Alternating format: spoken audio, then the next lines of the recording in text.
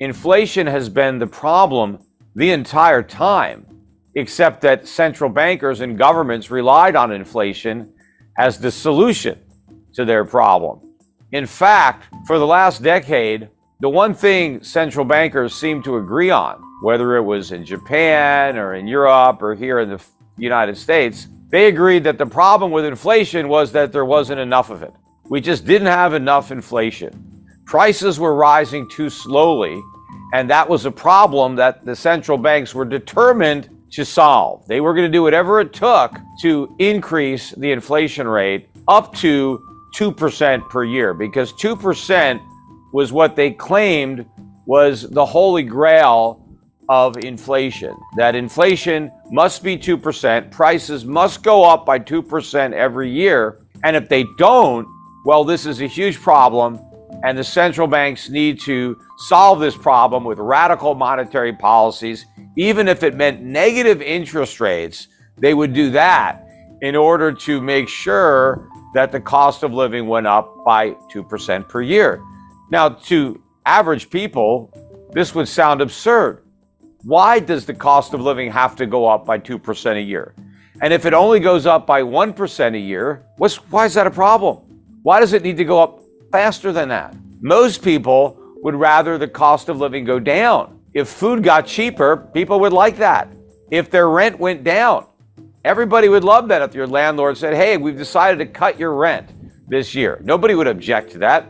What if, you go to the gas station and the prices are lower? Good news. What if college tuitions went down? What if medical bills, instead of going up, what if they went down, right? Everybody would love that. Everybody likes it when the things that they want to buy, the things that they need to buy, become more affordable. So why was it a problem for the central banks that the stuff we needed to buy wasn't going up in price fast enough, and it needed to rise faster? And first of all, where did they get this 2% figure? Why is 2% so great? Why not 1.5%? What's wrong with that? Or 2.5%? I mean, why is 2.5% too high and 1.5% too low? Why is 2% just right? And the answer is, it's not. 2% is not better than 1%. It's worse. 1% is better, and negative 1% is better than positive 1% when it comes to prices. But the way this 2% target came about was years ago. Many central banks began implementing 2% inflation as a ceiling. What the central bankers were telling everybody was that we're going to keep inflation below 2%. If it gets up to 2%, we're going to take action, because 2% is our ceiling. We don't want it to get above 2% a year. So as long as it's below 2%, everything is okay. Gets to 2% or higher, we're going to spring into action to make sure it comes back down. Well, somehow along the way, that 2% ceiling became a target where central banks said, we need to get up to 2%. That was never their mandate. No central bank had a mandate of making sure inflation was 2%. It was just making sure inflation was below 2%. That didn't mean that if it was 1%, they had to try to get it up. They would just say, oh, it's 1%, that's great, it's below 2%, we succeeded. But they completely changed. Why did they do that? It was all a pretense. The central bankers were faced with some serious economic problems that they didn't want politicians to have to deal with. Countries had run up a lot of debt, and the governments really didn't have the ability to pay all this debt. And so what central banks did was lower interest rates to make that debt affordable by lowering the interest payments on that debt. And that allowed governments all over Europe, governments in the United States, to continue to pile on debt without having to make any difficult political choices of raising taxes or cutting spending. But also, because central banks kept interest rates so low, it wasn't just government debtors that were able to go deeper into debt. It was the private sector, corporations, individuals, everybody loaded up with debt. And the more debt everybody took on, the more the Federal Reserve and other central banks felt compelled to keep interest rates artificially low, because allowing interest rates to rise would have caused a financial crisis. A lot of people would have defaulted on their debts, including governments. And so the central banks kept interest rates low and kept printing money. Now, they called it quantitative easing, but quantitative easing is basically a euphemism for inflation. That's what it is.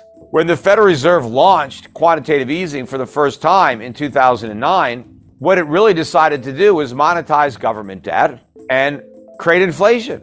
That's what quantitative easing was all about. It was about inflation. And in fact, the central banks justified quantitative easing and negative 0% interest rates because they said these policies were necessary to raise the inflation rate. Inflation was too low. So central banks recognize that these policies were in fact inflationary because they were designed to cure the problem of too low inflation. But that problem didn't exist. All they did was pour gasoline on an inflation fire. Now, inflation didn't really rear its ugly head in a way that became a big problem until last year. And that's because these monetary policies operate with a lag. And what surprised me was the length of that lag. The inflation that we're experiencing now in 2022 really started in 2009, 2010. We haven't even caught up to the inflation we created in 2020. That's coming. But there's all this inflation in the pipeline. Another reason that inflation did not become as big a problem is because the way the money entered the economy in many cases was through the banking system, through the financial markets. So the prices that were impacted the most by inflation were stock prices, bond prices, real estate prices. And so people didn't mind when inflation was making them richer. In fact, people like that. Politicians like that. Everybody likes a bull market. So when inflation is first entering the economy and the first impact it has is on asset prices, nobody's worried about it. And so the central bankers kept creating it. The other factor that was important was the fraudulent way that governments measure inflation, particularly here in the United States. I'm more familiar with our CPI, but I think other CPIs in other countries are similarly flawed by design. The increase in consumer prices, the way it's officially measured, is not nearly as great as what is actually experienced by consumers when they're buying goods and services. So if you have an official measure of inflation that says prices are going up by 1.5% a year, it's possible they're going up by 4 or 5% a year in reality. And so when the government says, hey, we don't have enough inflation, we got to get that 1.5% inflation up to 2%, what they're actually doing is getting that 5 or 6% inflation rate up to 10%. Now, where we are today, you've got nations all around the world reporting official inflation rates at 8%, 9%, 10% or more, which means the unofficial actual rate of inflation is probably somewhere between 50 and 20%. So inflation is an enormous problem all over the United States. Look, I just got the other day my new premium for my homeowner's insurance policy for my house I have in Connecticut, and it was a 38% increase over the prior year. I mean, that dwarfs what the government says inflation is. And the reason my insurance premiums went up so much is because they said the cost of replacing the house, if it burns down, has gone up so much. Because of the increase in raw materials and labor costs, it's going to cost 38% more to rebuild my house than it would have cost to rebuild the same house a year ago. That's what's going on in reality. And I've experienced in my personal life, and so have so many other people that email me, price increases that dwarf what the government claims is the increase.